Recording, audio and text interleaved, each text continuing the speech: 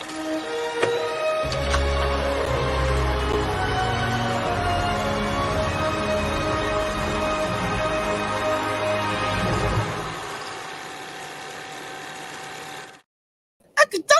Dr. Jones, we're doing a podcast. I don't know how to do this. Where are you? I'm alone. Dr. Jones, people are watching me. Step on it, short round. This podcast belongs in the museum. Oh, okay. I did find this though. Does this count as a museum artifact? Where did you get that? That looks like a dial created by Archimedes in 2000 BC. Oh, that's cool. That's cool. That's cool. That's cool. Hey! What the heck? Who's this guy? Who are you? The real Dr. Jones. No, Where have you guys been, huh? The real Dr. Jones. You're the real Dr. Jones. I'm the real Dr. Jones. Says so, kid. I don't think so. Dr. Henry Jones Jr. I have a PhD in archaeology. I had to drink the blood of Cully. I got stabbed 12 times, several times by my own teammates. And I had to not see the Ark of the Covenant. But it ain't about the years you've been going through. It's the mileage that is in there. How much is true? Oh my god. But hey guys, welcome to another podcast of the Buttery Show. Yes, I'm here, aka Ryan, aka Dancer Boy, aka Adult Short Round. The best, who's actually now the best actor, as supporting actor, Academy Award winning. That's right. That's right, Harrison Ford. Haha. Just kidding. But anyway, I have my two variants of Dr. Jones, and yeah, indies. I have the Asian variant and the Ukrainian version of Dr. Jones. Oh my gosh. Anyway, but yeah, welcome for people. It's a happy Sunday. Hi guys, welcome. I know it's a happy 4th of July weekend. I know right now it's very busy right now in LA for the anime community. For of course, Anime Expo's going on right now. I'm seeing a lot of those pictures and those videos. I actually want to go, but that's a big crowd. Let's see. But hey guys, welcome. So before we start, how you guys doing, Dr. Joneses? An eye for an adventure. Oh my god. The endless adventurous spirit into the frontier that is bizarre. Okay, how about you? Under Dr. Jones?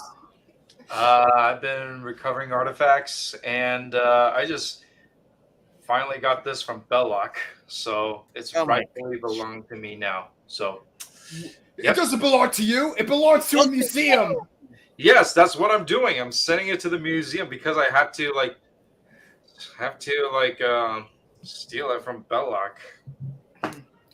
Well, have you tried any space dumpsters from Australia? Space dumpsters, I have, but no certain luck to find some crystal skulls. But interesting. So yeah, guys. So as we can know, we are reviewing. We're reviewing and talking about Indiana Jones and Dial of Destiny, which is the 5th film in the Indiana Jones series. It's actually confirmed, or they said the final film for Harrison Ford's Indiana Jones as Indy. Technically, possibly the final film in the Indiana Jones franchise. But let's see. I don't know. Disney wants to get that money. Yeah. I mean, there used to be a TV show for young Indiana Jones, so they could just do a continuation of that. Possibly, or focus on our character. Short round. Please. Come on, Disney. I literally had one complaint about that film. Literally one above all others, and it's the absence of a certain character. Exactly. One short round back. But yeah, guys. Before we start, let's ask you right now. Starting with my other indie with the Golden Idol. What do you think of the film?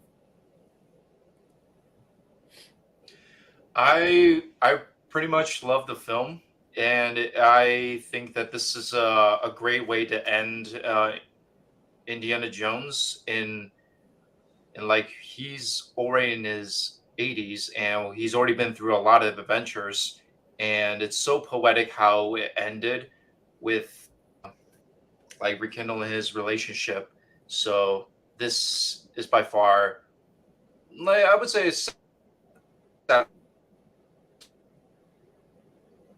Uh, Oh, Clint, you I, there? I think I got sucked into the Ark of the Covenant. Oh no, I think one of the aliens from Crystal Skull has detected our review. They know they're like, they're interdimensional beings, not aliens. Yeah, they're interdimensional beings.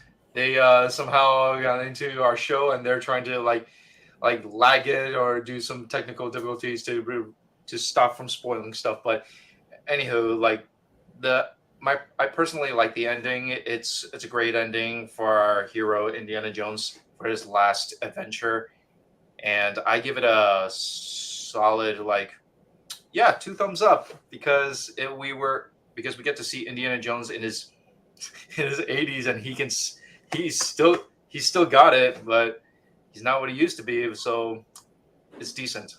Yeah. What about you? Okay, so like I rewatched all 4 movies before watching this movie. Like just like hype myself up. Yes, all 4 movies. And one scene really like stuck out to me, which reminded me of this one line Belloc says that kind of goes full circle, where he says, "I got this watch for $10 at a marketplace. Bury in the sand and wait 1,000 years. It'll be a priceless artifact." I think that kind of played into the theme of this movie, and I kind of noticed it as soon as they started playing Magical Mystery Tour in the film. Needless to say, I very much enjoyed this film because of, aside from one very specific complaint I already mentioned, it actually did a great job showing the love and compassion that people had for the series, because there are callbacks to all 4 films, and also the movie Kingsman, like the prequel, not the original film. For me, I actually like the film. Mhm. Is it my favorite indie film? No, but I actually believe it is a good fitting ending. It's a good ending to if this is the ending. I don't know. They might say, but this so far is a good ending to Harrison Ford's journey as Indiana Jones Mhm. or in the character. Um, but yeah, I did like the characters. There were some. It was not the perfect Indiana Jones films. I'll say this right now. I didn't hate it, but I also didn't really like think it's like the best. Because there's reviews saying it's one of the best. Like, not really. I would But say it's the median film. it's a medium film. It's watchable. I can say this. Yeah. It's a good popcorn movie to watch, but like I would not put this in my top tier indie film. But it's a good like send off film. That's what I'm saying. Yeah. But yeah, overall, I do give it a thumbs up. Not 2. I mean 2, so yeah, but I do give it a thumbs up. But yeah, it's just like there are some points in the film that I really did not like, and also I do my nitpicks on it. But that's later on in the review. But yeah, so that's pretty much it. So my first question, well, I already said that first, but basically my second question is, how do you think they handled this indie right now in the film, like old gruff indie, compared to Crystal Skull, starting with it's Dr. Jones. Okay, so I mentioned the song Magical Mystery Tour, and the scene where like he wakes up to like his neighbor playing that song. Like I think it does a good job like showing like how like he has effectively become a relic amongst the modern age, because it's like everyone, like, because he comes from an age where everyone was more interested in the past. Like archaeology was big in the first half of the 20th century, and everyone wanted to know where we came from. But then in the second half of the 20th century, people are more interested in where we are going. In other words, the future. And of course, with the moon landing just happened, it's like people, even like his own student, like if you make a contrast between the first movie and this movie, everyone is like overhyped to see Henry Jones do a lecture. Like there was even one student that had "love you" written on their lashes. Yeah, I remember that. Yeah, But now it's like everyone's just like bored to death, like bored out of their mind, playing card tricks while he's just struggling to do a lecture. So it's like he feels like he's a relic and he wants to live in the past, and that kind of like goes full circle with him. yeah. He's Same. literally the watch that Belloc had in the first movie, where he said, "I got it for $10, buried it for 1,000 years, it'll become priceless." How about you, other variant of indie? Okay, so we all know that Indiana Jones, he's been through so much crazy events, like from 1935 all the way till 1969, like the beginning of the 1970s. Like he went through like lots of like conflicting situations, certain events that were like historic, like considered huge historical like events. And not only that, he's been through a lot. So the way that he turns out to be an 80-year-old retired professor.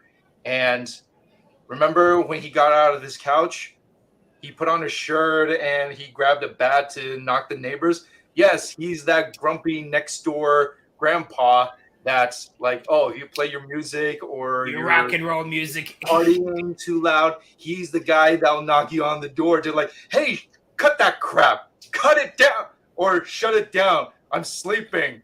I'm going through like stuff. But then, hey, it's Moon Day. Hey, there's a party, there's a parade. So can it? Wow. So yeah, the way the stages from him, from from from Raiders of the Lost Ark to Temple of Doom to Last Crusade to Kingdom of Crystal Skull till now. Man, it's sad to see that our hero is that time is very sensitive and time is going by. And remember his quote, it's not the years, it's the mileage. At least in this final film, he still has enough left in the tank for one final adventure to find the Archimedes like artifact. Yeah, And I want to add that like not just the events of the movies, but also the novels too, because there's like 10 Indiana Jones novels, and like I actually have like two of them: Philosopher's Stone and Dinosaur Eggs. also keep in mind those are considered canon. Even the Young Indiana Jones films, Young Indiana Jones series is considered canon. So he's been doing this since he was a teenager. No, he's been doing it since he was 9 years old. Yeah, 9 years old. Yeah, I forgot the first episode when him and his mom and I remember that. And Salah had to help like buy himself and his friend back from like a slave trader. Yeah. So he's been doing this since he was a kid. But other question, Dial of Destiny. So basically the plot point of this film is basically Indy is trying to like stop an old former Nazi named, I forgot his first name was Voller, Dr. Voller. Yeah. Played by Mads Mikkelsen, because basically, so the Dial of Destiny is basically made by by the great scientist Archimedes. Yep. So the Dial of Destiny basically its powers or scientific, like supernatural. Well, I don't say it's supernatural, more like scientific thing, is that it actually can. It's this where I have a little bit like confusion. So basically, the dial supposedly can you go back in time, but they're saying like, oh, it only can track a fissure's in time, so it can go back. So I was like, that's where I was a little bit confused. I'm like, wait, so can it actually go back in time, or it can track you fissures in time? But thing is, it always leads up to that's why it leads up to a certain event. But anyway, technically the theme of this movie is time travel. So basically, Voller wants it back because he wants to redo Hitler's mistakes because of during World War II when the Nazis lost. He wants to basically the plot of Justice League, Savage Times. I know he wants to change the history where the Nazis won World War II and possibly took over the world. And basically lead the Nazis to a new era. Basically, and then after that, so basically, Indy has to stop Voller from doing it. And we have new supporting characters. We have Helena, played by I forgot his name, Phoebe. Helena Shaw and played by what's her name? I need an actor's name. I know, guys. I'm sorry. Helena Shaw. What's her name? wait, God, I had her name tagged in my post for a second. Helena Shaw. Helena Shaw is being played by Phoebe Waller-Bridge. Yeah, that's her Phoebe name. Waller-Bridge. She was actually in a James Bond film. I remember her in a James Bond film. So that's basically Indy's friend's goddaughter. So that's his only his goddaughter, like one of his family left, because we actually find out that Mutt from Crystal Skull died in the Vietnam War. So that was like, oh shoot. That was like actually like that, like a little tidbit when we saw Mutt's picture and the folded flag, like, oh shoot, he passed away. I actually started to cry. I was like, oh man, I liked Mutt. And honestly, like, it took me back to the Kingsman. I don't know if any of you saw the prequel with Ralph Fiennes, but like that's literally how Kingsman was formed, because the sons of lords were killed in the First World War. So like they had no heirs left, so they used their money to create a secret service to protect to world security and whatnot. So it's like, damn, Mutt died the same way Lancelot did. Yeah, so that's the plot. Basically, Indy trying to stop some neo-Nazis from going back in time to change history. And the thing is, of course, we have Helena trying to basically. Here's the thing: I do have an issue with Helena, because there's times I like her, and there's times I don't like her. Oh yeah. This is where my gripes with her is. We also have our sidekick. Basically, I'm sorry, I'll be honest with you. He's basically supposed to be short round. His name is Teddy, but I have some issues with him too. But there's some like things I like about him. But yeah, so basically that's a plot. Him, Indy, Teddy, and Helena trying to stop these Nazis from trying to change history. That's the plot point of the story. So that's what we call the Dial of Destiny. So first off, what do you think of the plot, the MacGuffin, and the plot device for this film, and the theme of time? Starting with, I liked the theme that is time for the Dial of Destiny, because, as like you got to think from Indy's point of view, or if you're in his shoes, like when you're like getting old and you're reaching that certain age that you should retire and you can't do what you used to do. Time is very sensitive, and him trying to after knowing that his son passed away and he and his wife Marion are like about to separate because they cannot handle, or they can't find a way to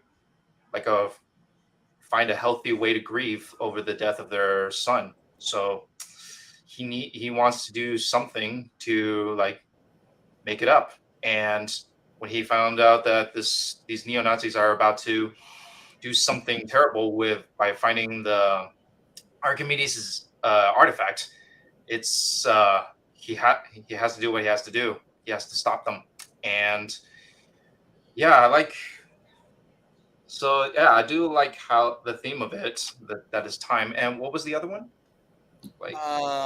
that's the plot device, the MacGuffin. So Dial of Destiny. Okay. Yeah, the plots. It's a decent plot. It's like the plot device, the item. The item. Yeah. Archimedes. I like the item. It's pretty cool, and it is very unique, and it is another interesting relic or artifact that does exist in the histories, like Holy Grail, the Shankara stones, and the Lost Ark, and now the Archimedes dial device. Those are and also the crystal skulls. Those are the real relics. So yeah, this is actually worth it to tell the story. Yeah, guys. Yeah. I'm Indy. Oh man, I totally lost my place for a second. No, like one theme I actually found really interesting is one that Disney has actually used before with Captain America Winter Soldier, where after World War II, Nazi scientists were inducted into NASA to help defeat the Soviet Union in the space race, which in 1969 we did. So now we have Nazis working in the CIA and whatnot. One thing I particularly do find interesting is that Toby Jones is in this movie. I know. Because it's like in one franchise he plays the Nazi scientist, but like here he's like the anti-Nazi scientist. So it's like a real life version of King Bradley from the original Full Metal Alchemist, where it's like Fuhrer, Jew. Oh jeez. But no, like actually that was kind of interesting because like now it's like as if to say like you weren't having a hard time fighting Nazis. Now you're having a hard time fighting Nazis that are now high-ranking members of the American government. And yeah, and of course it's like with the operative words of Dial and Destiny, I figured out on my own that like yeah, this movie's gonna involve time travel. Not gonna lie though, I thought the parade was from 1945 and he went back in time. Yeah, I know. I thought it was the when Victory Day. Yeah. I thought I was gonna, but okay. So Yeah. Wrong victory. Yeah, also in the trailer, I thought that when he was at that train scene, and like I thought he actually did go back in time and did that train scene in the trailers, but it turns out it's just flashback. So, oh well. Yeah. Yeah, so for me, like I actually love the fact that like the MacGuffin item like that involves time travel is actually like involving mathematics rather than some kind of Judaic or Hindu magic, because or interdimensional Aztec-y, like in the case of the fourth movie. Mayan Aztec. Yeah. No, I think it was Aztec, because like they seem to be like in the northern half of Mexico, but I could be wrong. It didn't look like they were in Chichen Itza. So, but in any case, I do. But no, I love how like math is involved, because one thing that's probably well known about me is that I'm also a fan of JoJo's Bizarre Adventure, and in part 7, where they have a transcontinental race. Like they actually do have like this special ability called the spin, where like you have to spin metal balls in a raid that involves a golden ratio, and like the golden ratio, it's everywhere. So it's like there's like cosmic and like atomic like patterns that can be mathematically observed. Even the concept of linguistics involves the Fibonacci sequence and binary. So it's really cool how like we can use math to do things that are interpreted as magic, because we don't completely understand their cosmic mechanics. Yes. Now, for me, it is a fitting device plot because time. Because the thing is, we're dealing with an indie that's basically past his prime. Like, he doesn't belong in this world. He hates his life now. He became an alcoholic. This is relatable. This is an indie that's basically, I'll say it like damaged. Like, he hates his life. Of course, his son's passing affected him. He's losing his wife, and he misses his old era. Like, there is a like, okay, before we start, like, Sala, one of indie, like one of supporting characters in the first film, also in the third film, comes back, and he's in a cameo. Basically, comes back now in New York as an immigrant taxi driver. And there is a scene. He said, like, I miss the days like like this open in the desert, the ocean, or something like. So basically, he missed the adventure. He wants to, So when Indy tries to try to get the dial, he thinks, oh, on our adventures, like, no, this is just, I was like, oh, I do miss it. So I'm like, oh shit, actually, like, damn. It's like that. Like, at least we could say the top 3 films of Indiana Jones all had Sala in it. Yep. Yeah. The 2 worst films did not have Sala. And remember, Indy says, "Oh, those days are long and gone." Mm-hmm. You're long and gone. Perhaps not. Yeah. Anyway, so now before we continue, there's another supporting character again. There's this agent. I forgot her name. CIA. I'll say this. She was okay. This is where I was Mason. So yeah, that African American like disco like CIA. Yeah, she looked like something out of like Cleopatra Jones or Foxy Brown, like that sort of like blaxploitation noir type of feel to her. Yeah. Here's the thing. I don't know, but the supporting characters, I'll be honest, to me, it felt weak. And this is my opinion. I wish that they did not put any more supporting characters, new ones, because it is the last indie film wouldn't you want it to have like bring back the old gang back, bring back like Short Round back, bring back Sala. That would have film. I mean, again, no hands. I like the performances. But thing is, to me, it felt weak and like no longer necessary because it is the last film. Don't you believe you should bring back some of the characters you introduced as a finale? That's just my opinion, because this film honestly, it kind of suffers the same thing I didn't like about Rise of Skywalker. Like you introduce new characters that like Too many new characters. like, and also Toby Jones' character. Okay, he's supposed to be Indy's best friend. We didn't even meet him during so how can we fault? Yeah, what happened to Marcus? Go up to Mark. Or Abner Ravenwood, Marion's dad. He died. He actually passed away. Yeah. Oh no! Like what if we get to see like him or see like someone else play that character? No, for Abner it's hard because Abner died in the 20s. And remember the thing because before I continue, the best part of this film, I'll say this right now. The best part of this film is the first 30 minutes of the film when he showed the age Indiana Jones. Again, that's a stunt though. That's not Harrison Ford. But damn, that's like this is what I remember from the first three films. Heck, even some Crystal Skull, like that kind of indie fighting Nazis. I know CGI is still that was reminiscent of what I grew up watching as a kid, like the train, all this action, swashbuckling. Like that's what I loved about it. So basically, a lot of people actually agree with. The first 30 minutes of the film is actually considered the best highlight of the film. The first 30 minutes because it's basically a prologue of what's next.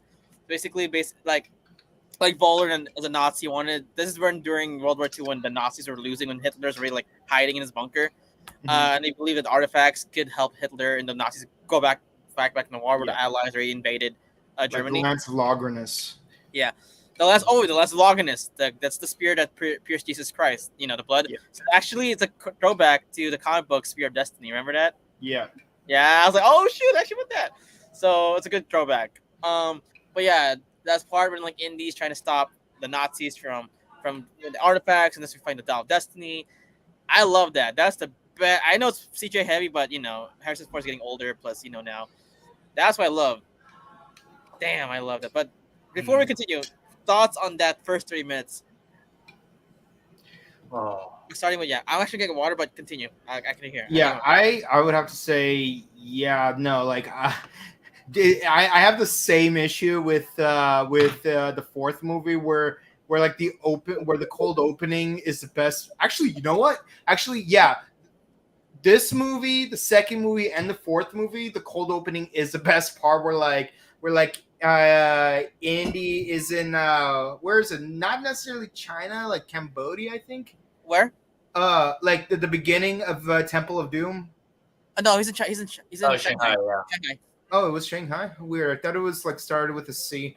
Anyway, the cold opening in the second, fourth, and fifth movies are the best part of those respective movies. Where like I like Indian China and having Short Round do that chase sequence or having a fight sequence take place inside Area 51 because honestly one thing that especially disappointed me about the fourth movie is that like they show the Ark of the Covenant again completely out of its crate. I was hoping the Soviets would like try to retrieve it too and to like somehow like use it for means other than what Belloc tried to use it for, but like. Nope. They just wanted the crystal skull. But like either way, it's like it's like you're right. I miss the swashbuckling thing. Like that's why like part 2 of JoJo's Bizarre Adventure is one of my most favorites because it's like it's a whirlwind of adventure. Like you never know what's gonna happen, and characters have to use their wits to get out of like sticky situations and stuff. And like the main character and like like the whole master disguise thing, like the whip, everything. I loved it, Yep. Clement. First 3 minutes of the film. The first 3 minutes of the film, I love it because we get to go back in time, like where, well, of course, Indy facing the Nazis and like Indy versus the Nazis. That's like the best concept, and who doesn't, and we get to see him being captured and facing the odds and getting out of like tough situations when life is about to like take him away with like, oh, you're gonna die, or like a Nazi's gun pointing at his head, or like a fire, or something. But this is probably one of my favorites, like openings. Like in Raiders, like no one can forget about Raiders, like the opening where he his whip and knocked that revolver out of that traitor's that traitor that it was part of his team. Yeah, That's Doc Ock. yeah. And the second, where he is in Shanghai and we get to see the beginning of this journey. And the third, like where it all started when he where he got his first like thing and how he became like this famous adventurer slash archaeologist. And then the fourth film, the Crystal Skull, like when he's being captured by the Soviets KGB, and now this, man, this is a great opening as well. So I would say this is I would say top three openings of all the 5 films. Yeah, I'll say this. It was kind of surprising. I mean, they did the age perfectly, but it was not. I know it was not Harrison. That was stunnable, but still. Yeah, I loved it. Like I said, but now going back to supporting characters. Now let's talk about the female lead, Helena Shaw. Helena Shaw. Here's the thing. I both like her, I both hate her.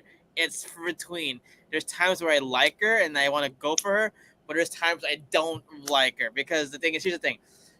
Her character is basically like she is I won't say she's not like a smuggler. Basically, she's like she's like an opposite Indy where Indy wants to find artifacts for like in a museum, or like for archaeology. She wants it for the money. Yeah. And there's sounds like an opportunist.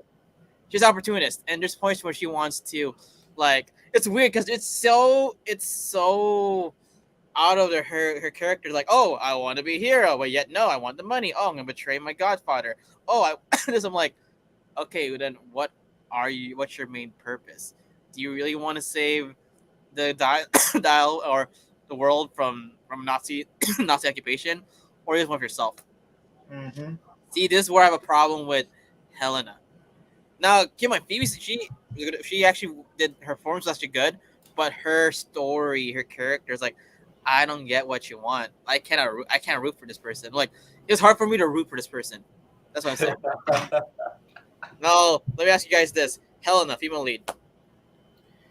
She's a very complicated character, and like, wow, in the beginning, she was just curious of like this like following Indy's studies on Archimedes. Like she was at the lecture, and then, oh, you don't remember me? Okay, I'll give you the details, and then, hey, let's go on a final journey. Okay, show me if you have a piece of the artifact that my dad has. Oh, and then when people are after me, I just stabbed you in the back and I'm running it off.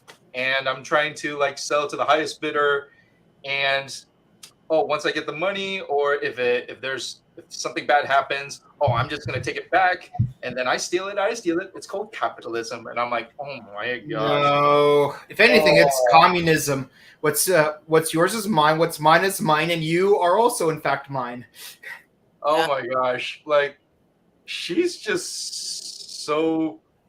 Oh my gosh, she's very complicated, and I feel like, so what are you? Are you doing this? Are you doing this for your own gains, or are you trying to? Or do you have a certain motive? I don't get it.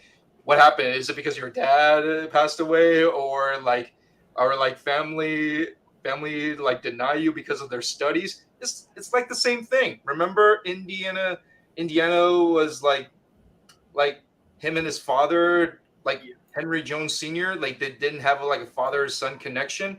Maybe it's the same thing between Helena Shaw and her dad. Maybe that's why they just didn't get along. So then she decided to number one person is myself. So I steal something, sell it, and contraband, and then I go away with the money. Yeah. I can tell too. They're trying. I have a feeling that Disney is trying to set her up to have her own franchise, be like becoming the next for the continued Indiana Jones franchise. Like, no, that's the point, dude. No, I'm sorry. Like, I cannot get on with her. Like, now before I continue, Mike, thoughts on Helena?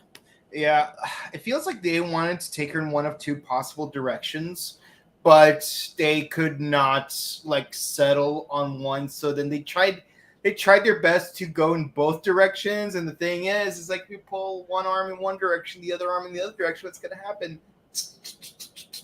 You see tears in the plot. But no, like I agree with you. Like the second one of the two cringiest scenes in the entire film to me was in fact when they were like, it's like you stole it and then you stole it from me and I stole it from him. That's capitalism. I'm like, It's not. it's not. It's like if anything, like a better example of capitalism is Sala digs up the Ark of the Covenant. The Nazis pay him. Capitalism. That is capitalism. But like it's like, oh man, like it's like I get it. Capitalism versus communism in the 1960s. I totally get that. You just didn't do it correctly. Yeah. And I feel like I know there's gonna be people on the internet thinking like, okay, here comes some SJW moments right here. But it's like, thankfully, it wasn't as bad as it could have been, but it was still pretty bad. But again, it's like I feel like on one hand she should either like try to like do everything she can in her power to help Indy because like he would otherwise be the father that she never had, versus like, okay, I get she's resentful of her actual father because just like how you guys mentioned with Indy and Henry Sr., like her dad was obsessed with the dial instead of like focusing on her own development. But why is she taking out on Indy? Like, can you imagine if Indy took out his frustration with Henry Sr. on Sala, for example? I mean, if anything, I think Indy and Mutt had a better relationship, and that's saying a lot because I know a lot of people hate Mutt Williams. But again, he never knew his dad. It's like Josuke and Joseph from JoJo's Bizarre Adventure. Okay, but like, Mutt was a teenager still. Yeah, and Mutt was a teenager too. That also makes sense. But the thing is, I love how like Henry does ask her. It's like, are you doing it to fight the Nazis, or are you doing it to make money? Because Kazim asked Indy the same question in the third movie. It's like, are you pursuing the Grail for your father's glory or for your own? And then he made the perfect response. I don't care about the Grail itself. I just want to find where my dad is. See, that's why he chose wisely. Anyway. But again, I just wish Short Round wouldn't have got married. Now let's go back to small role. I wish I was in this film. Come on, Disney. But anyway, going now to Teddy. I'm sorry, I did not like him. Now I'm not hate his actor. He actually was okay. But thing is, so Helena's a sidekick. That's basically her Short Round. But I can see what they're trying to do. See, going back to I was saying, maybe they're trying to set them up for a future. But I don't know, Teddy. I tried to like him, and they did. And you know what's funny? His same story is legit what Short Round's story was. Same with pickpocketing. I was like, no, stop. Smokey Brown. Like, no. Yeah, I caught that. I'm like, no, like, stop. It's like, okay, I would say Teddy had good moments because like he was able to fly an airplane the same way Short Round could pilot a car. But the thing is, it's like I feel like we didn't really get to learn about Teddy's personality as much as we got to learn about Short Round's personality. Yeah, the thing is, he wasn't bad. I don't know. I think it wasn't bad, but the thing is, he's trying to be like Short Round. Like, I think I don't know if he was trying to be Short Round, but the thing is, it didn't have the magic. Like, okay, we only know he likes, airplanes. Yeah. Right? He likes to. Yeah, that's nice. But the thing is, it's basically Helena 2.0. Like, what do you want, kid? Like, what do you need? I get it, you want to make money. Well, he wants to make money, but but still, like, I don't know. It's like there's points he was a little kind of annoying. It's just me. I don't know how you guys feel. Okay, I feel that Teddy's. I feel like Teddy, like the way should have stopped because this adventure is primarily focusing on like Indy and Helena Shaw, right? Mhm. But Teddy is just came along with the journey. So I think Teddy should have like ended where like where they were auctioning it off like in that country. Like he like when Helena failed to sell it or auction it off to like those and to those like to those bad guys at the black market, he should have like Helena should order Teddy to just like stick around, like don't come with me on this journey. Just stay where you are and just keep keep everything main and just keep everything in check by the time I come back. Like I think that should be better way to like have Teddy like stay there and wait for like maybe in the future stuff, but that's what I think he should do. But instead, he's tagged along on this journey, and I feel like he shouldn't be part. He shouldn't be I going. know, it was not. I don't know why.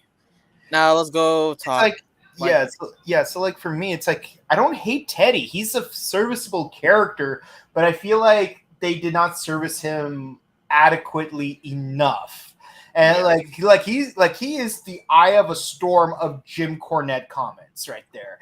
Yeah. Not the least of which, it's like even if we went with the whole "you stay here and hold down the fort," he could have tried to do a Chim Chim and Sprocket thing by like sneaking in anyways.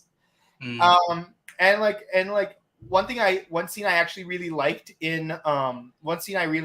with Teddy was how he was able to defeat that really big CIA agent, like the biggest one. The Nazi. Yeah. Yeah.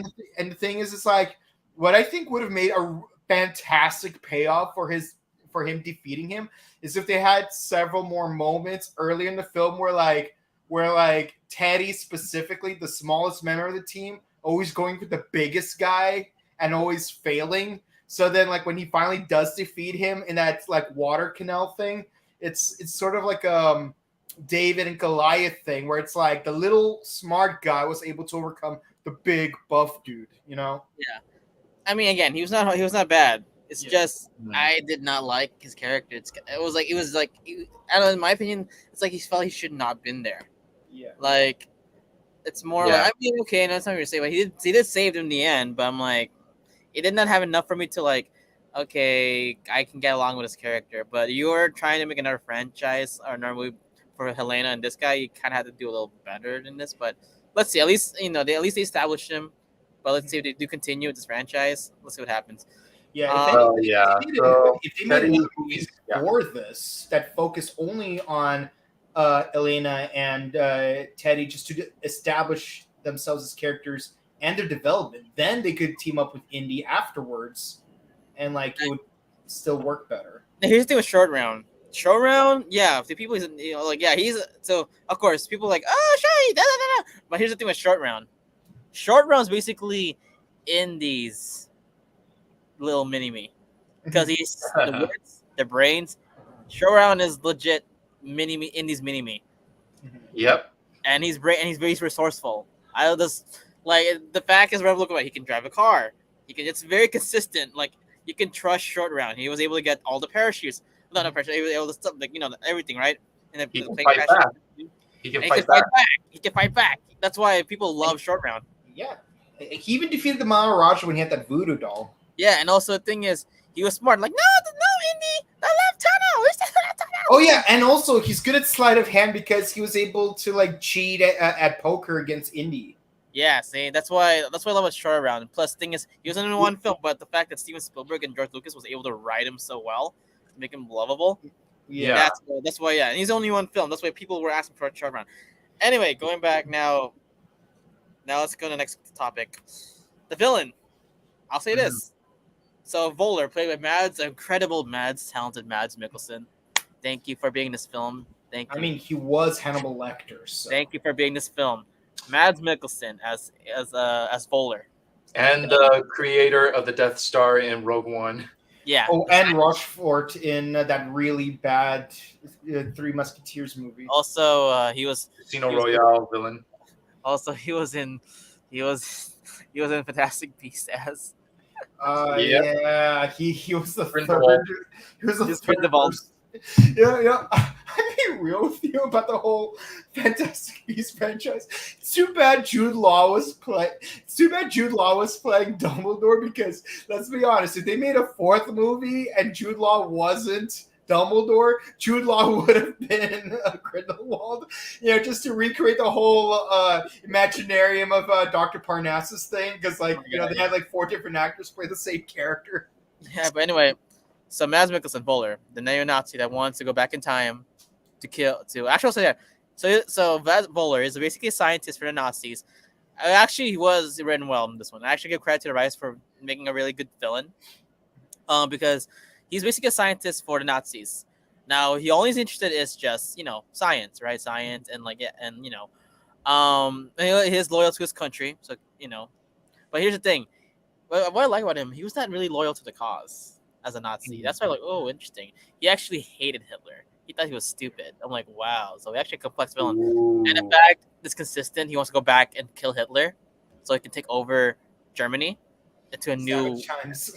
See, I'm like, whoa. So He wants. I liked it. Yeah, Sure. basically we had. What I like about Mads, we had he's basically Belloc and Donovan into one villain. You notice that? Yeah. Even Yeah. Spalko, scientists. Basically, we had all the 3. We had Belloc, Spalko, and Donovan into one villain. I was like okay. And keep on, he's not the most physical imposing villain, just like Donovan. But the fact is, his troops respect him to the point. Oh, we need to follow this guy. So, what's your thoughts on Voller and Mads Mikkelsen's performance as the 5th and potentially 5th final indie villain? Starting with Mike. Okay, honestly, I have to say, I would like I said before, Last Crusade is the best film in my opinion, even factoring in Indiana Jones 5. But I would still say that Mads Mikkelsen was actually probably one of the best villains, if not the best villain in the entire franchise, because when we look back at the previous villains, 1 and 3 effectively had the same villain. It was a rival archaeologist who just wants an artifact to take over the world or live forever, blah, blah, blah. And they met their fate by incorrectly using the artifact. Well, 3 wasn't really a villain. He was actually a billionaire that wanted. Yeah. But the thing is, it's like he recruited the Nazis, just like how Belloc recruited the Nazis. Let's see. Indiana Jones 2, random cult leader. I mean, he had supernatural powers. I get it, which makes it threatening, but it's his powers that make him a threat, not his personality.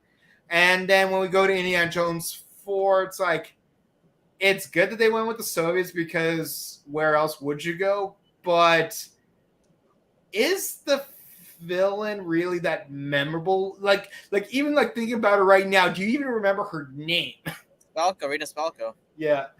Lenin. I remember that. Yeah, it's she does she has an interesting motive, but she's not very interesting in how she goes about obtaining it because she's no different from Belloc and Donovan. But here, Mads Mikkelsen is more hands-on. He uses mathematics, and he doesn't even recruit an entire army to get his work done. He only needs a small squadron and they are more efficient than an entire Nazi platoon because he's using math and strategy in order to get what he needs to get done, as opposed to just brute force intimidation and using the native language of a South American tribe.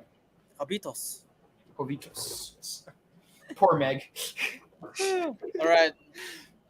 Clement, Okay. Voller, smart, efficient, precise, and he's very persistent for a Nazi villain character in Indiana Jones. 25 years. That's persistence. Yeah, and in the flashback where he got hit by that water tower hanger on the head, he's back. How? And that shows persistence. And he wants to be the new rise of power of the Nazis. He wants to be the new Führer. So wow, knowing that that's his motive, I would say he is by far like this today's like best Indiana Jones villain, and I would rank his motive as like number two because well, the first one I kind of like, of course, Raiders Bellog's motive, but second one would be Valor, and the third would be Molaram. I like Molaram's motive. He I like. like yeah. I actually like. This is my number one for villains because his motive is so like. The thing is, he knows what he wants. Like he wants to, his own country. Yeah, he's like fuck that. Like he even said, like remember that old racist comment he said to his butler, like, oh, Yeah. where are you from? Like, oh shit, we're actually doing this. Damn. Yeah. Is that from? No. Where are you originally from? I'm He's like, okay. oh shit, and he's like, oh, you Americans did not win the war. Hitler just lost. It's like, fuck. He does have a point though. Hitler Did make a lot of mistakes. Hitler did lose the war, so he has a point. It's like, fudge. Yeah. So it's not so it's not the organization that is the Nazi lost. It's himself, the leader. Yeah, And the crazy part is it's like the bad guys from the very first season of Kamen Rider were in fact surviving Nazis. So and that takes place in 1971. So like if Mads Mikkelsen only waited 2 more years, he would have had like an army of augmented soldiers with animal DNA behind him. but anyway, so let's talk about the ending because we have to talk about one character that was highly marketed, but Antonio Banderas. I'm like, no. I was really anxious for you to get to that part. Our Puss in Boots in Indiana Jones. I know. I thought he would be in the film for a long time. I was excited. It's like, oh my god, Indy and Antonio Banderas doing this. Like, let's go. I'm like, so you guys didn't know Antonio Banderas' character is a seaman in Spain. Well, they're actually in Italy. Yeah, he's basically Indy's friend. This is why I have a problem again with the film. His friend, and so because he takes the Dial of Destiny, because technically the second, basically there's like a ship from Archimedes from the Greeks that actually can tell where the second piece of the dial is underground. I actually like the scene, the underwater scene. Yeah. Actually, that's the first time we've seen it. Why did it have to be eels? Eels, they're not snakes, so we actually saw the snakes part. Yeah. So yeah, Antonio Banderas' character got shot and got killed, and he was only there for like 8 minutes or 9 minutes of screen time. You know, I didn't care for him to be like to have as much screen time as Sala did in the first and third movie, but I would have liked him to at least have as much screen time as Kazim from the third movie did, because Kazim was not a main character. He was not like a main teammate of Indy, but he was at least there long enough to actually help him and be like, and like raise suspicious, like maybe he's like one of the bad guys who kidnapped my dad. Like I would have at least liked Antonio Banderas to stay for at least that 30 minutes. Give him 30 minutes. You have Antonio Banderas in your film. That's a freaking legendary actor, Hollywood icon. Yet, and he was in Uncharted too. Yeah, at least he was the main villain. Well, technically, but still. Okay, Clement, your dog. He's a great supporting character. I wish he could have lasted longer, but remember in the beginning, those Valor's like squad. Remember that that gunman that is played by Boyd Holbrook, Clapper. Yeah, remember he says no witnesses, so of course there's gonna be dead bodies no witnesses. There's gonna be dead bodies lying around. So I think that's already like a perfect sign that Valor, he doesn't care. He doesn't care. He just, if anyone's in his way, shoot him. Oh, gosh. But yeah, now let's talk about the ending now. You know what would have been really cool if we had like some kind of flashback of Antonio Banderas' character hanging out with Wuhan from Temple of Doom. Yeah. Now let's Yeah, you could say. But yeah, I want to talk about the ending. So the ending is, of course, Indy gets shot. Mortally. I actually thought, oh shit, is he gonna die in this thing? I was like getting ready for that, like he's gonna die. Okay, this is the last film. I was getting ready to, and then I was like, shit, this could be Indy's last. Basically, remember the death of Superman, like when we fought Doomsday. I was Yep. getting ready for that moment, and when he back went, so basically, this is where now I have a problem with the plot point and the plot device. So basically, the Dalek comedies, yes, it can basically run with time, but basically, it can only go to a point back. So basically, the dial put them back in the year where the Before Battle of Syracuse. 200 BC. Yeah, I'm like the Battle of Syracuse when the Romans fought the what did the Romans fight? The Romans? Yeah. Yeah, So, those are the Romans. So who did they fight? like Yeah, Greek. it was the Romans fighting the Grecians. Yeah, Grecian. There you go. So as you see, I actually like the. I actually like that they actually go back in time. I actually like the scene, and I'll be honest. I actually do. I like the only parts I like in the movie is the beginning and the end because I like the part like, oh shit, like Indy went back. Oh, excuse me, like Indy went back in time and you guys see me Archimedes. Now keep in mind, Indy, knowing him, that was one of his heroes. The fact he got to see is like, oh, he's like, oh my god, I want to stay here. Yeah, we saw Oh the my giant God. claws and everything. He's like, oh my god, it's everything. This is what I like about Indy because you can see Indy nerding out. It's like, this is what I've been all my life.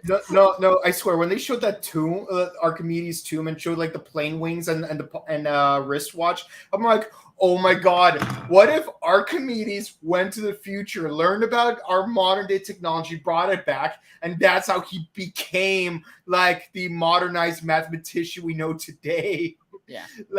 So it's like a bootstrap paradox if you think about it. I'm a little upset they didn't go with that, Yeah. but like. Yeah, so we do find out that Archimedes basically needed help from the future. So that was what he wanted to basically come back to the future and get like, it does fail though because they were expecting a hero, but the planes did fall down and they still kind of, so there's a part where Indy's mortally wounded and Helena's with him and he wants to stay in the past. This is where we go with time. This is where like he's a relic of his old self. He actually wants to stay there because like history wise, because I do feel for Indy because Indy even said that what is left from him in 1969. He lost his son, lost his wife doesn't want him anymore. He's retired from his job. He can no longer do adventuring. So basically, that's his retirement plan. But thing is, he has a mortal wound here.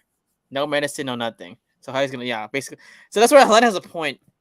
But Indy, being in the moment.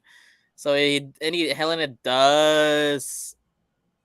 This is where I'm like, okay, this is where honestly, let me ask you get this. So before I continue, now in the ending, Helena does knock out Indy, brings him back to the future, 1969, and that's where we finally see our final cameo, which I actually like. Marion Ravenwood, Kieran Allen back, and they actually have their final moment together, and then that's when the film ends. Their final moment together, reconcile, and the last shot is a hat. Well, Indy grabs it, like kind of like open ended. Now, here's what I asked a lot of people who watch it. I had to talk to them who watch it. They're debating that if Indy stayed in the past.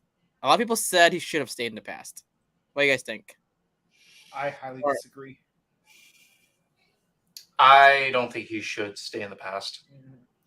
If they were to keep him in the past, they would have had to write a much better reason for him to stay in the past than just, oh, I want to stay here, woe's me, I have no place in the future. Like it should have been in a way like where like say like let's say he got shot, but like what if he got shot and fell out of the plane after he got shot? So he was trapped in the past by like that in a way that's outside of his own control. That would have made more sense. Or like if he sacrificed himself in a way where like it would help all the other good guys escape and return to the present, but would force him to stay back in time. Something a little more heroic on his end. But like that's the only way I'd be able to accept him staying in the past. Or they could pull like a complete, bootstrap with like Doctor Who and Stewie Griffin where like something bad happens to Archimedes and then Indiana Jones has to take his place as the new Archimedes, so history is written as it's meant to be. Mm-hmm. Yes. Hey, you, Clement. Well, he shouldn't stay in the past because I get it. Like he lost a lot of good people. He has no one left. There's nothing. He thinks that there's nothing left for him in 1969, but there is. He that is like Sala and his family are still there, And Helena's goddaughter. and being Helena's godfather. Hey, there are some people that still needs Indiana to be around, and the way that he wants to stay in the past, it's just I know he's in a lot of pain, but staying in the past, that's like running away and being and can't face the and can't go on. And the reality is that we can't fix things that already happened in the past, because the only thing we can do is to heal and move forward. And Helena, like the way that she knocked him out just to force him to go back in 1969, I think that's a good call, because I think Helena still wants him to be around to be his godfather, and she thinks that, hey, there are people that still want you around, and they still need you. Don't just go away. All right. Yeah. Before we continue with the comment section, let's rate the film. So, I mean, me personally, before I answer the question, there was a moment where I thought he was gonna die. It wouldn't fit him fitting to die in the past, but I already knew, like, okay, when Helena started talking to him, like, okay, he's gonna be back. I already knew that. And there's a, I mean, I do agree with you guys. He does stay in the past. It'd be not good, and with the paradoxes too. But there was a moment in time, like, oh, who's his adventure, like in the history books, right? But still, doesn't make sense. Before we continue, what would you rate this film? 1 out of 10. Me, I'll go first. I like Harrison Ford's performance as Indiana Jones. Now, for me, I have a problem is with the pacing of this film. There's moments of the film I'll kind of be like, this is dragging, especially the parts when they were in Sicily.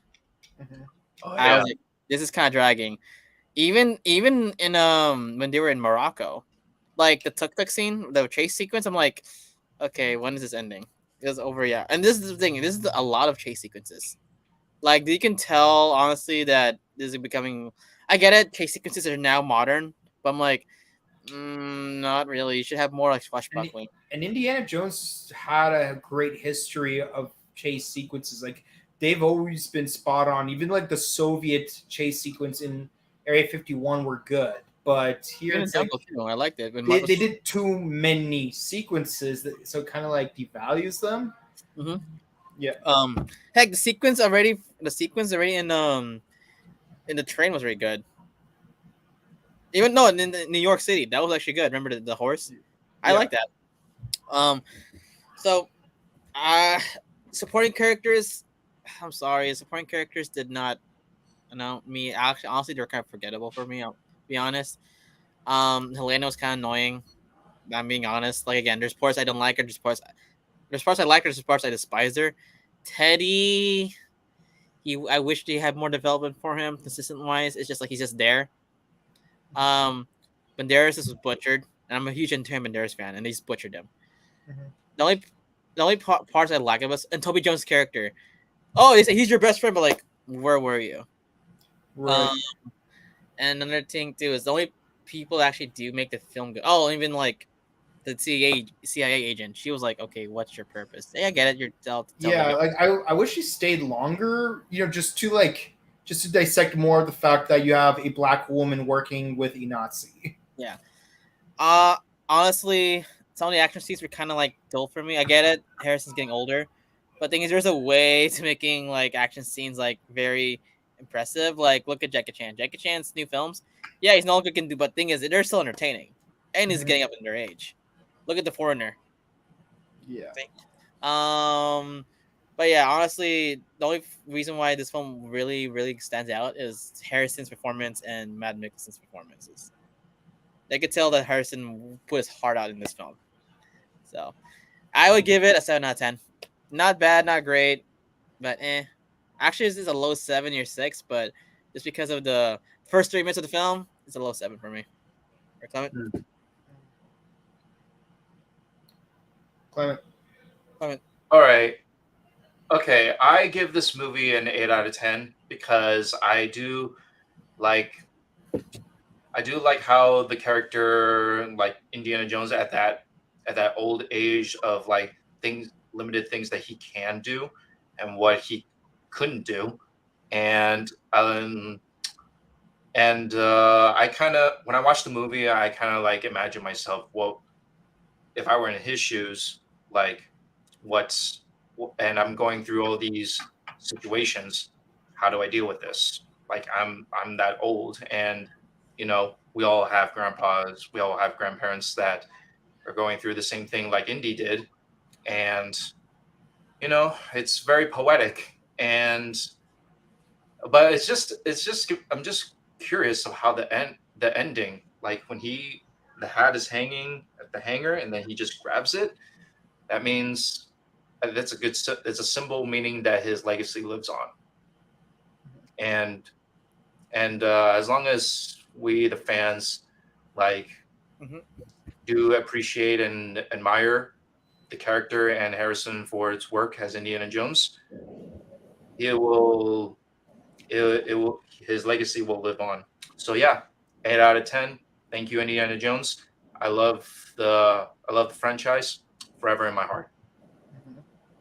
Mike. Mike. Yeah, I would have to give this movie a low 8 because it was very entertaining. It had a lot of good ideas, and I did have fun watching this movie despite its flaws. But I cannot ignore the flaws either. A lot of the new characters were forgettable. Like honestly, I like Teddy more than Indy's goddaughter, and he had less screen time than she did. So that's saying a lot. And like it's like it's like how like Short Round is much more entertaining than Willie, you know. But again, but at least with Short Round, like we got to explore Short Round more than we got to explore Teddy. Like that scene where like the two of them are playing cards together while Willie's like like screaming at like a giant vampire bat. Like that was adorable because it's like we're learning about Indy's and Short Round's relationship. Teddy is a much more interesting character than Indy's goddaughter, but he gets so little screen time we don't get to appreciate it. And again, like I love that the smallest guy on Indy's team gets to take out the biggest guy on Mads Mikkelsen's team. But like I wish there was like more like stuff happening before that to make it more satisfying than just, oh my god, that little kid is a straight up murderer. Heck, even the whole him stealing money for ice cream from Sicily. Like I told my friends, like, "Hey, look, it's Giorno." That's why. It's the reason why I see him like if that was Indy, it's like sure, will not done that. Yeah, no. That's where I don't like, like it. Teddy too. Like you, why just I get it, but why are you stealing money? You have Indy and Helena. They can buy you something. This is where another thing I don't like about Teddy. I think for him it's the thrill of the pickpocket, but the thing is, I wish his pickpocketing skills were explored more than just steal a little bit of money for like ice cream, like because like imagine like if you stole keys from some of these CIA agents and then used it to help like defeat them in some way, you know, just to give an example, you know, like give him a skill set, let us explore that skill set. Like I think that's the main thing. I love that Salah was in this movie because he's my second favorite character behind Short Round, but I don't like that they didn't give him more to do. But hopefully his kids will be involved in any future sequels they're going to do, you know, without Harrison Ford, obviously. So like, you know, that's Mads Mikkelsen, definitely the best villain we've had in the entire franchise. And yeah, I think that's pretty much all I have to say on the matter at this moment. But yeah, a lot of great themes, and to say the least. Just they could have just explored them just a smidge better. Yes. So yeah, low 8. All right. So we have a 7.5 out of 10. So, all right, passable film. Now we're in a comment section thing, you guys. Let's read the comment section. Favorite indie film? Mine is behind me right now. I know people say like it's the least one. Like, here's the thing about me. I like swashbuckling. I love short round. Why do you think I'm wearing short round? And it's the most like adventure. I feel adventure indie, like in the jungle, stuff like that. That's what I imagine an Indiana Jones film would be. Like he's in like in Asia or like in a jungle exploring like an ancient relic. It's like like basically like because I like Tarzan, I like George the Jungle. That's Mhm. why. And I like the fact that this is focused on like a junglist adventure safari style. So Yeah. that's my favorite film. How are you guys? For me, definitely Last Crusade. Like, I cannot be. I mean, first of all, you got that scene in the beginning where it's like, where you see him as a little kid, and then like he gets his hat for the first time. And like I love that line that guy says. It's like you lost today, but you don't have to like it. And like I just love how like there's a lot of globetrotting involved in this one, and honestly, I felt like they did a little bit more globetrotting in the third one than they did in the first one. At least it felt that way, because I think they were pretty much in Egypt the whole time. Yeah. Yeah, and also just like also like even the Nazi characters were more entertaining because it's like you got Nazis with no personalities and Belloc being Belloc, but then the ones here, it's like they're infiltrating us. You know, it's like Elsa was in bed with both Joneses. Yeah. Anyways, Clement, favorite film, indie film. Okay, of course, behind me, Raiders of the Lost Ark. It was I believe it was. I remember that my dad introduced me about this film when I was a kid, and I was I just love the adventure. I just love how the traps, the temple, the the knowledge, the love, and also like fighting against evil at a race of time when they're trying to obtain this certain power to rule, and also the special effect of like when they open the ark, so faces melting. Oh man, Those head practical. explosions and certain laser lightning going through people, Yeah. going through the art and those Nazis, and Indy telling them, also, uh, also the museum system, like, oh, it belongs to the museum, but then, oh, we have expert men that will take care of it, and then bye bye. What men? We go down to Ha, those Washington steps. men. Right. So, yeah, it's so it has all the things I wanted, and my favorite is when Indy is telling Marianne to keep her eyes shut because some things that are so ancient can Can't never look at. be seen, with the human eyes. And yeah, I think that means like history like should be intact in our knowledge and in our minds and our readings rather than like seen with our own eyes. Yeah, I love that you mentioned that because one of the funniest scenes for me in the fifth movie was the part where he's like telling her, it's like I've went through so much, like I've drank the blood of Kali, I've seen people's hearts get ripped out of their chests, I've seen the Holy Grail, I've seen all kinds of things, and then like in the theater I commented, but you did not see the contents of the ark though. Yeah. Yep. So he did. So yeah, and plus the music. Oh man, the music. Thank you, John Williams. And I just want to appreciate John Williams for composing all of these beautiful, treasured films that we grew up to love and treasure and appreciate today. And thank you. Yeah, he did Star Wars, Indiana Jones, Superman, Harry Potter. It's like, what didn't this guy do? Yeah. Well, Batman, but okay. All right. Eric Williams, how would you continue the franchise if this is the last film? Me personally, I would make I would just make spin-off series. I would not do a prequel anymore because I want to honor young River Phoenix. River Phoenix did a perfect job as young Indy. That's what we've been told. I would maybe focus Oh on yeah, that was River. I would focus on a sequel series. Maybe focus on a certain character. Da, da, da, da, da, da. My time is coming. He needs to come back. But anyway, I would a spin-off series based on Short Round. Honestly, he's a perfect candidate. Short Round's a perfect candidate because in the comics, he does become an archaeologist. He does find Eye of the peacock's eye. Actually, it's canon. Yeah. You could do Helena and Teddy again, but things I don't know if people will actually like because they are a mixed thing. So if I was Lucasfilm, I would maybe focus it on probably doing a spin on Short Round. Mhm. And only that's the safest you can do for this franchise is Short Round. This is my opinion. Short Round. No, see, I would agree with you. I mean, I do want more Teddy because the issue, ironically, is that we did not have enough of Teddy in this movie. So like, I would do a movie where Short Round and Teddy team up, and we could explore their relationship more. It's like I was like his earliest sidekick, you're his latest sidekick. But like it's kind of like having like Dick Grayson team up with Damian Wayne. Yeah. In a way, and like we could explore their characters more, and like I know that Ki Huan is like not super young anymore, like to be like a swashbuckler like Indy, but like he could still pull off stuff that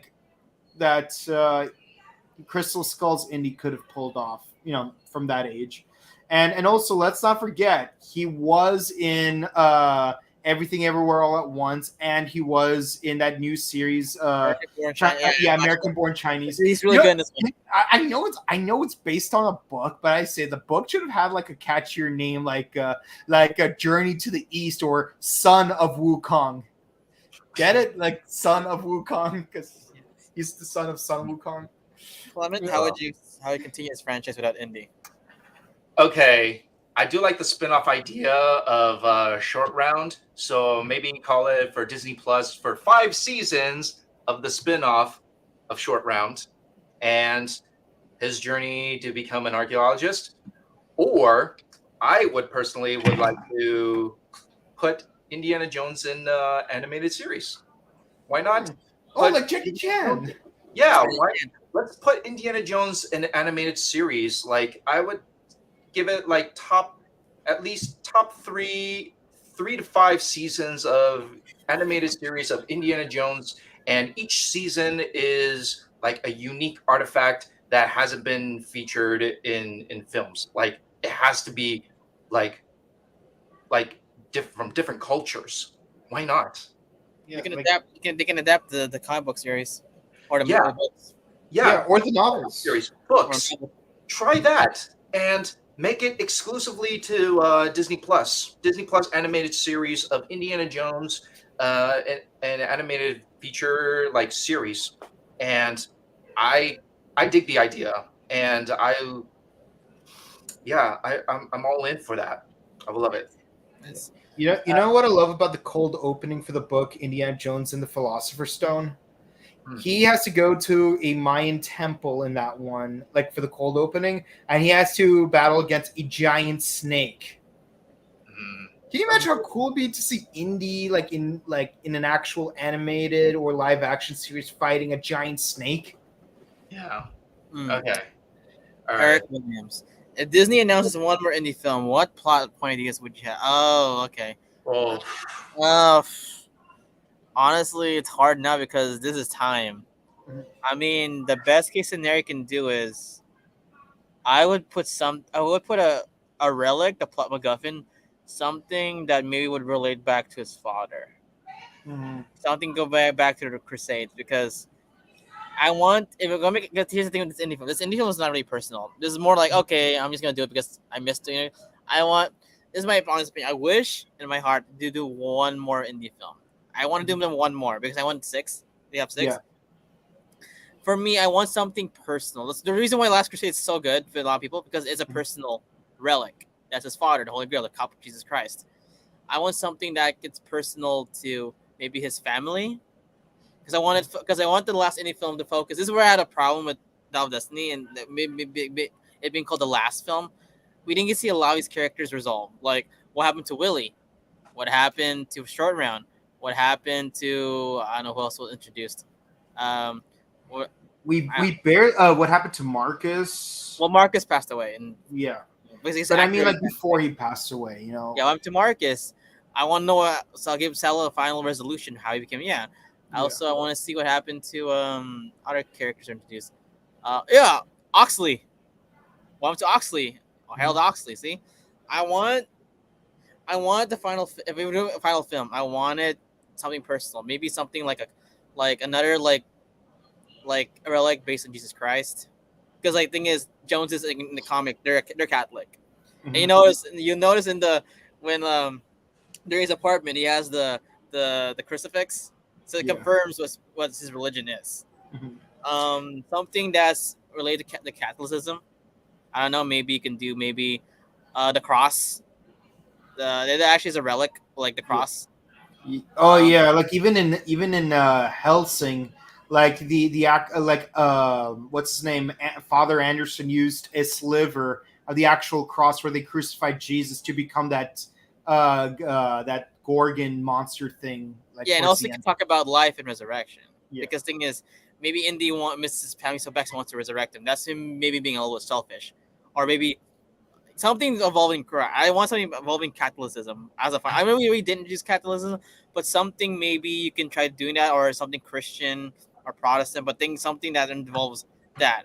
Um, that's what I wish. I know we see, but that's what I want, or maybe something that can involve Roman or like Norse mythology, like relics, or maybe like Norse mythology or Egyptian. Well, already Egyptian, like Norse mythology or something Chinese, like that, like a jazz, like something about the jazz, like a jazz. I don't know, something that's personal to the Jones family. And I want Short Round, Marion coming back. I want Oxy coming back. I want these characters being resolved. They can kill off Indy. We can do whatever, but I want something to find. Because honestly, this is my final opinion. I did not feel this is an ending film for Indy. I know it was a good send off for him, but I did not feel like, oh, like okay, I get it's a good send off. He's done. But the thing is, he grabbed the hat one more time. Like, why'd you grab the hat? Yeah. See, that's my thing. That's what I would do. A final film focus on a Christian religion that could maybe focus maybe on resurrection, or maybe something about like immortality. Well, we have the cup of Christ, but something about like maybe I don't know, just something about Christianism or Protestant, like something that involves back to Indy's culture, Indy's religion, because it's something personal to Jones. I don't know. For me, like I think we've done a lot of movies already with Abrahamic religions, and one thing I actually do appreciate about Temple of Doom and Crystal Skulls, which while those are not my most favorite films, I do appreciate that they're trying to explore outside of the Abrahamic mythology by going into South Asian and what's it called and Mesoamerican. But the thing is, I do like the aspect of like exploring like other cultures that we haven't explored yet, like maybe we could find like the spear of Susanoo. No, wait, no, sorry, the spear of Izanagi, or maybe the Merlin's sword of King Arthur. Yeah, not even Excalibur. Literally, Merlin's personal sword that he used to litmus who King Arthur would be. Like maybe do something Nordic, maybe something Slavic. Maybe there will be something pertaining to Chernobog or I don't know, or maybe something from Africa. I don't know. Like let's explore other religions. Like this is the thing I loved about Bokenger and Operation Overdrive is that they actually chose to like explore different cultures throughout their entire season. So like one thing I would have really wanted to see more of in Indiana Jones as a whole is seeing like the archaeology go beyond just Abrahamic mythology.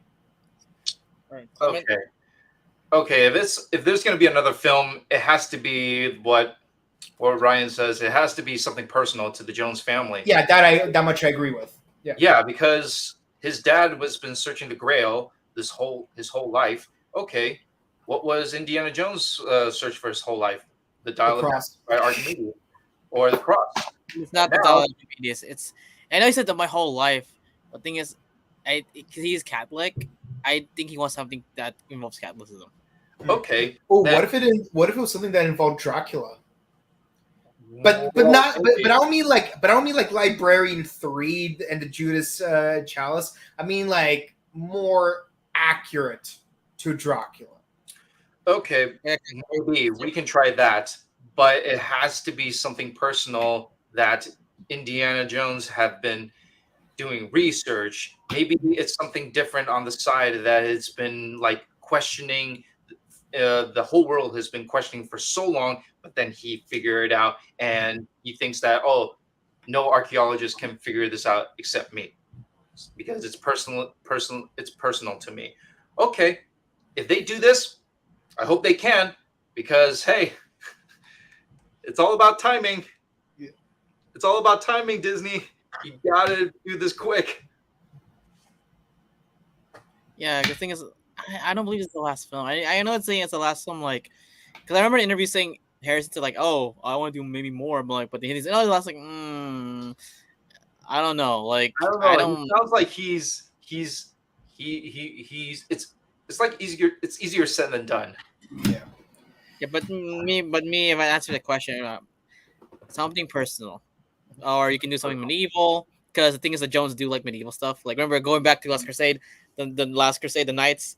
You can go Mhm. something medieval, Yeah. or you can go something, Atlantis, city of Atlantis. No, where it's, You but know, honestly, yeah, go ahead. in my opinion, something that's involving Catholicism, you can maybe go explore back to medieval knights, because there's also a lot of mythology in medieval knights like King Arthur, Merlin, magic.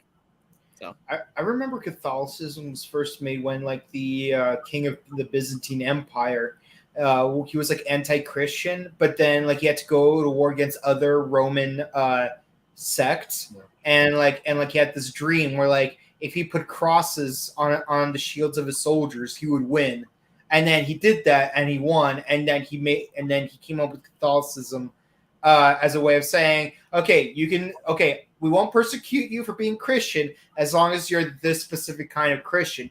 So what if the artifact was one of those shields from the Byzantine Empire? yeah, Like maybe there was a reason why those crossed shields were able to help win the war. yeah. But anyway, we're going on this comment. But to end it off, I want if there is if there is a final film, like an actual final film, I need all the supporting characters to come back. Like, at least mention them, because we don't know what happened to Mutt. But I Yeah. want Short Round. There's a lot of fans like why it wasn't Short Round. Maybe it was the premiere. Our unit's like, oh, I wish, but like I wish. Yeah, yeah. We never know what happened to Short Round. We want to know what happened to Oxley. Where's Willie? Yeah, it'd be funny, like, oh, Marion and Willie, like, well, but I want them back and Sulla. I want Sulla back for a final adventure, because he said he misses it. He Yeah. misses the adventure. I want him back. So that's how it end the final film. And maybe Indy finally, like, either he can die or he can like finally retire and give the hat to someone who deserves the hat. Short round. Yeah, but anyway, that's what I would do with my final film. Yeah. Now let's go to the next comment. By the way, like Henry doesn't have to be the main character in it. He just has to be in the movie. Like what if he's like old to the point that he's on his deathbed, but he needs to retrieve one last artifact before he finally actually dies? So like the other main characters you mentioned would have their own adventure on his behalf. You know, kind of like how like Joseph Joestar from JoJo, like he was like the main character for 2 parts, and then part 4, like this is like 80 years later, he's like old, decrepit. He's not as super badass like he used to be. Like even like at 70, Joseph was still like muscular. He could still do a full Indiana Jones trip. Like, and we do see that. But like then like 1999, he can't handle anymore. He's going senile. Like what if Indy, pulled a reverse Uno and did the same thing? Like Henry's dying, but he needs to collect one final artifact. So all his friends do the last adventure on his behalf. Yeah, probably. All right, guys, we can continue. Or there's a little bit more. I think thanks for taking bullet for sure. No, honestly, it's not the worst film. Come on, it's not the best. It's not honestly, it's not the worst film. No, In my opinion, Crystal Skull is, in my opinion, still the worst film. I gave the film a 6 because the thing is, but this is actually okay. I didn't like this film also, but the thing is, it's not the worst film. I I mean, miss. for Oh, for sorry. me, for me, I think the plot of like the overall plot of Crystal Skulls was better than Temple of Doom. It's just that Temple of Doom was written better and in and, its inferior plot. and very memorable too. And the characters were very memorable. I, That's what. and the craziest part is Short Round is my most favorite character in the entire franchise, even more than Indy. But also Willie is my least favorite character, even compared to half of the Nazi characters. But I think with her role is perfect because she's a spoiled. Like that's why it fits well compared to Mrs. Oh, I'm a capitalist. Like what the fudge? No, that one scene was really cringe. Anyway, I'm a short round. Okay, a Yeah. lot of paradoxes trying to be right on that. Like yeah. Rick Martinez. I'm so glad you're covering this movie. Every time Indiana Jones comes on, I have to get my hand. Aw. Yeah. Nice. So yeah, guys, that's our discussion for this. I know it went a little too long. We love Indy so much. Yeah. So yeah, again, this film overall with the whole group is 7.5 out of 10. I know it's a little hard on it. It's because I love Indiana Jones so much. That's why. Yeah. This is the film that my dad and my uncle introduced me to Mhm. when I was younger. So yeah. So before we go, where can we find you guys? Starting with Clementine. Oh, you guys can find me on Instagram, Celiao1031. I'm always hanging around there, and also the Morphin Network. And I'm just I'm there in the past two shows, but yeah, I'll be around. All right. How about you, Under Indie?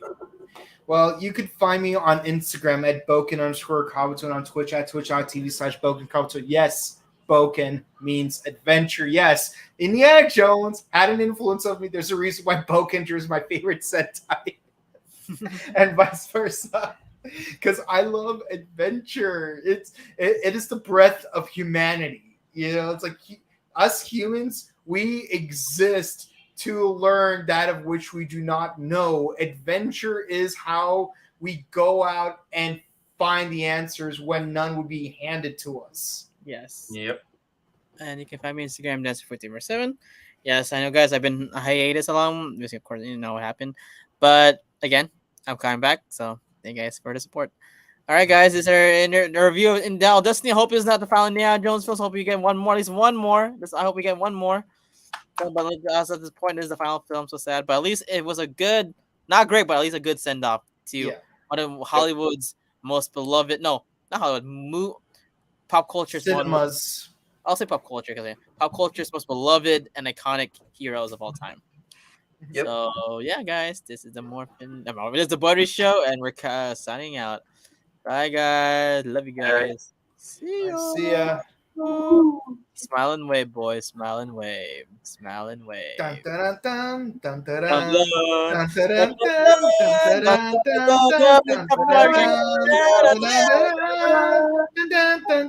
dun, dun, dun, dun, Parachutes! You cheated! You cheat! I don't cheat. I don't cheat. dun, dun, dun, dun, dun, dun.